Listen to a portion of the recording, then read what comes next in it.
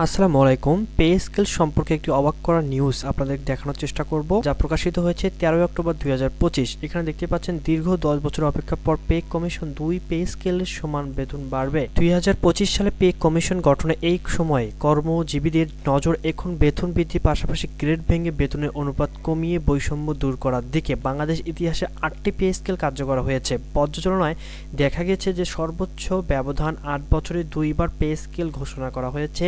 1985 সালে সর্বোচ্চ বেতন দ্বিগুণ করে 6,000 টাকা, সর্বনিম্ন বেতন 122.2% বাড়িয়ে 500 টাকা করা হয়েছিল।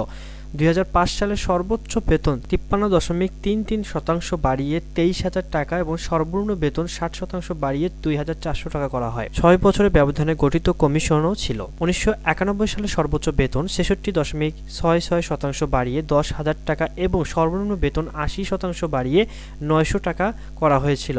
2015 সালে সর্বোচ্চ বেতন 95% বাড়িয়ে 78,000 টাকা এবং সর্বনিম্ন বেতন 101.22% বাড়িয়ে 8,250 টাকা করা হয়েছিল। 5 বছরের ব্যবধানে 1997 সালে গঠিত কমিশন সর্বোচ্চ বেতন 50% বাড়িয়ে 15,000 টাকা এবং সর্বনিম্ন বেতন 66.66% বাড়িয়ে 1,500 টাকা করা হয়। ইতিহাসে সর্বনিম্ন ব্যবধান 4 বছর ছিল 1977 সালে, যেখানে সর্বোচ্চ বেতন 50% বাড়িয়ে 3,000 টাকা এবং সর্বনিম্ন বেতন শতাংশ বাড়িয়ে 225 টাকা করা হয়েছিল। 40 বছরের সরকারি কর্মজীবীরা গড়ে 5.5 বছরের ব্যবধানে একটি পে স্কেল পেয়েছিলেন। ইতিমধ্যে অর্থ উপদেষ্টা জানিয়েছেন আগামী 26 সালে নতুন স্কেল ঘোষণা করা হবে।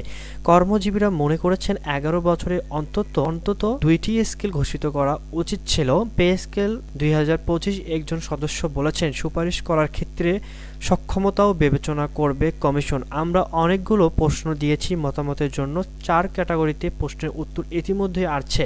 মিটিংয়ে আমরা উত্তরগুলো পর্যালোচনা করেছি, পরে চিন্তা করে সিদ্ধান্ত নেব। 11 থেকে 20তম গ্রেডের ও সরকারি চাকরিজীবী ফোরামের সাংগঠনিক সম্পাদক মোহাম্মদ আব্দুর রাজ্জাক বলেন, 2015 সালের পর অন্তত 2টি কমিশন গঠিত হলে 2বার বেতন বাড়ত। এই বিবেচনায় যেহেতু 2বারের সময় এক পে স্কেল দেওয়া হচ্ছে, তাই বেতন অন্তত 150% বৃদ্ধি করা হোক।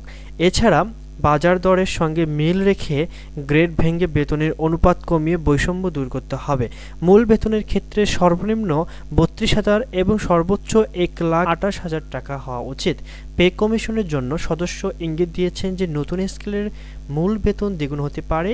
সেক্ষেত্রে প্রথম গ্রেডের সর্বোচ্চ মূল বেতন দাঁড়াবে 1,56,000 টাকা এবং 20তম গ্রেডের সর্বনিম্ন বেতন হবে 16,500 টাকা। গ্রেড ভেঙে কমালে সর্বনিম্ন গ্রেডের মূল বেতন আরও বাড়তে পারে বলে ধারণা করা হচ্ছে। এই ছিল আজকের মতো আপডেট। যারা আমাদের চ্যানেলটি এখনও সাবস্ক্রাইব করেনি, দ্রুত সাবস্ক্রাইব করে নেবেন, কেননা আমাদের চ্যানেলটিকে সকল ধরনের জবস রিলেটেড এবং এডুকেশন বিষয় নিয়ে নিয়মিত ভিডিও আপলোড করা হয়। ধন্যবাদ সকলকে।